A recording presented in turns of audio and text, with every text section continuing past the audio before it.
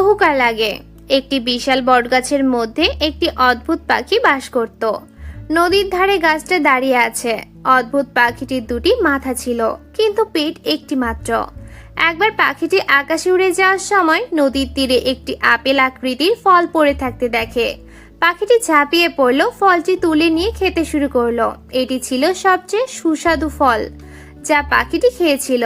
পাখিটির দুটি মাথা থাকায় অন্য মাথাটি প্রতিবাদ করে, আমি তোমার ভাই মাথা, তুমি আমাকেও এই সুস্বাদু ফল খেতে দাও না কেন? পাখিটির প্রথম মাথাটি জবাব দিল, চুপ কর, তুমি জানো যে আমরা যেই মাথা খাবে সেই ফলটি সেই পেটে যাবে, এটা খাওয়ার অধিকার। এই কথা শুনে অন্য মাথা চুপ হয়ে গেল, কিন্তু প্রথম মাথার এই ধরনের স্বার্থপরতা তাকে খুব চিমটি দিয়েছিল। একদিন উড়ে যাওয়ার সময় অন্য মাথাটি বিষাক্ত ফল বহনকারী একটি গাছ দেখতে পেল। অন্য মাথাটি তৎক্ষণাৎ গাছে নেমে একটি ফল ছিনিয়ে নিল।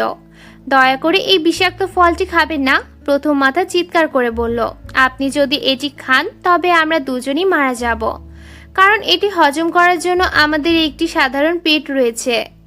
চুপ কর, অন্য মাথা চেঁচিয়ে উঠল, যেহেতু আমি এই ফলটি ছিঁড়েছি আমার এটি খাওয়ার সমস্ত অধিকার রয়েছে। প্রথম মাথাটি কাঁদতে শুরু করেছিল, কিন্তু অন্য মাথাটি পাত্তা দেয়নি। সে প্রতিশোধ নিতে চেয়েছিল।